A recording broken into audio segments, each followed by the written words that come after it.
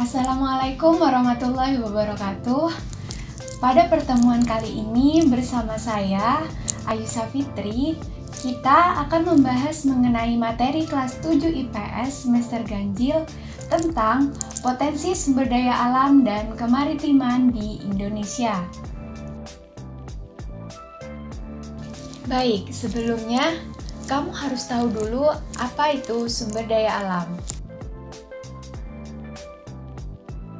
Sumber daya alam atau SDA. Sumber daya alam merupakan bahan yang ditemukan manusia di alam, baik itu berupa benda mati maupun benda hidup yang dapat dimanfaatkan untuk memenuhi kebutuhan manusia. Lalu, apa saja potensi sumber daya alam yang ada di Indonesia? Potensi sumber daya alam Indonesia. Potensi sumber daya alam di Indonesia, yang pertama ada potensi sumber daya hutan. Hutan di Indonesia memiliki potensi yang sangat besar, serta di Indonesia memiliki hutan yang sangat luas, terutama yang berada di Kalimantan, Papua, Sulawesi, dan Sumatera. Salah satu hasil hutan yaitu kayu. Beberapa jenis kayu hasil hutan di Indonesia di antaranya yaitu pertama ada kayu rosa mala dan akasia dari Jawa Barat, yang kedua kayu cendana dari Nusa Tenggara Timur, yang ketiga kayu meranti dan kayu keruing dari Kalimantan, Sulawesi, dan Papua, dan yang keempat ada rotan dari Sumatera dan Kalimantan. Hasil hutan sebenarnya tidak hanya sekedar kayu. Dari hutan tropis yang dimiliki Indonesia juga banyak menghasilkan berbagai macam buah-buahan dan obat-obatan. Potensi sumber daya alam di Indonesia yang kedua yaitu potensi sumber daya tambang. Di Indonesia merupakan salah satu negara di dunia yang kaya akan bahan tambang. Beraneka bahan tambang tersedia untuk memenuhi kebutuhan baik itu di dalam negeri maupun di luar negeri. Jenis sumber daya tambang yang ada di Indonesia yaitu pertama ada minyak bumi dan gas. Minyak bumi dan gas merupakan sumber energi utama yang saat ini banyak dipakai untuk keperluan industri, transportasi, dan rumah tangga. Yang kedua yaitu batu bara. Batu bara adalah batuan sedimen yang terbentuk dari sisa tumbuhan yang telah mati dan mengendap selama jutaan tahun yang lalu. Unsur-unsur yang terdiri dalam batu bara yaitu ada karbon, hidrogen, dan oksigen. Batu bara digunakan sebagai sumber energi untuk berbagai keperluan, di antaranya digunakan sebagai pembangkit listrik, keperluan rumah tangga, pembakaran pada industri, batu bata atau genteng, dan lain-lain. Ketiga, bauksit. Bauksit adalah sumber biji utama untuk menghasilkan aluminium. Bauksit di sini bermanfaat untuk industri keramik, logam, kimia, dan metalurgi. Di Indonesia memiliki potensi bauksit yang cukup besar dengan produksi mencapai 1.262.710 ton. Yang keempat yaitu pasir besi. Pasir besi biasanya dimanfaatkan untuk industri logam besi dan industri semen.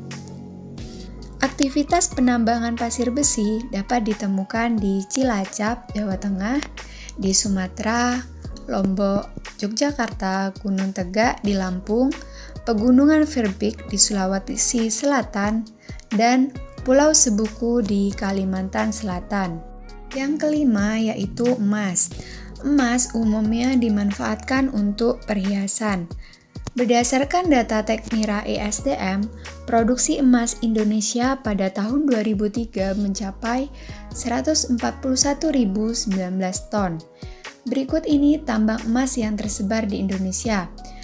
Ada Papua, Freeport Timika, di Kalimantan Barat, Sambas, di Nagroi Aceh Darussalam, Melaboh, Di Sulawesi Utara, Bolang Mongondo dan Minahasa.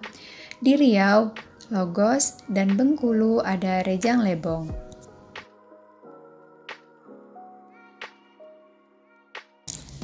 Dengan lautan Indonesia yang begitu luas, apa saja potensi kemaritiman yang ada di Indonesia?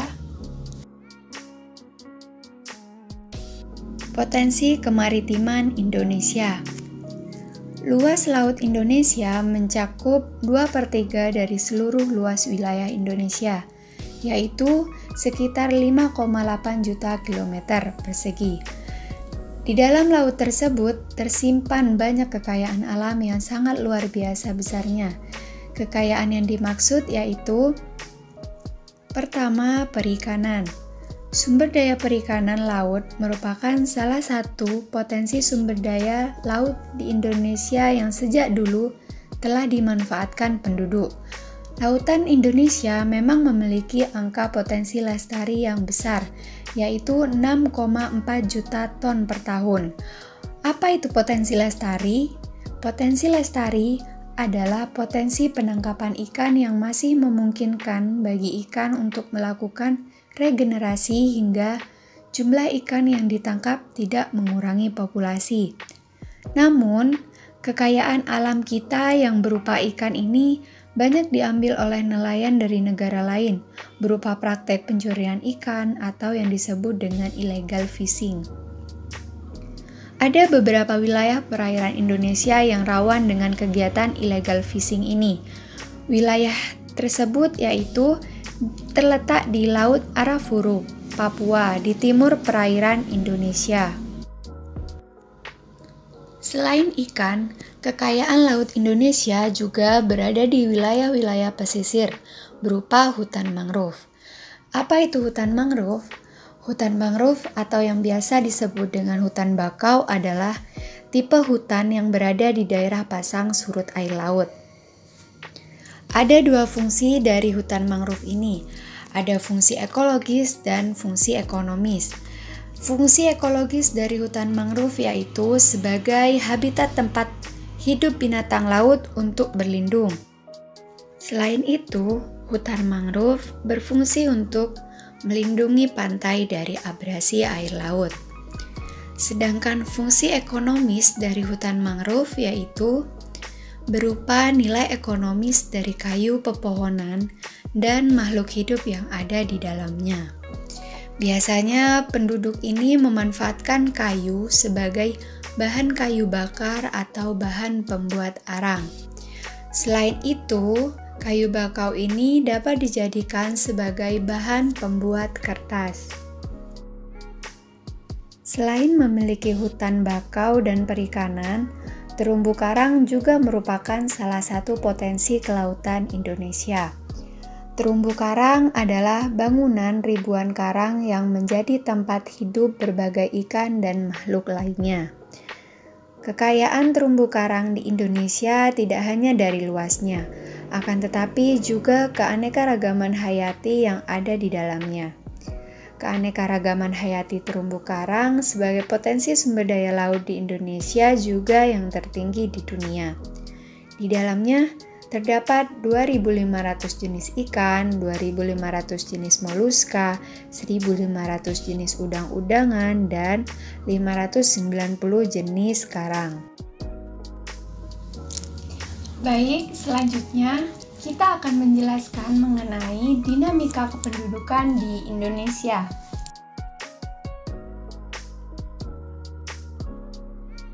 Indonesia adalah negara kepulauan dengan potensi sumber daya manusia yang sangat besar.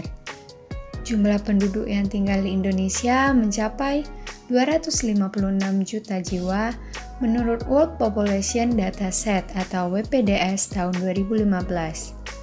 Jumlah penduduk tersebut merupakan hasil dari dinamika penduduk. Dinamika penduduk merupakan perubahan jumlah penduduk pada suatu wilayah yang disebabkan oleh 3 faktor, yaitu kelahiran atau natalitas, kematian atau mortalitas, dan perpindahan atau migrasi. Jumlah penduduk.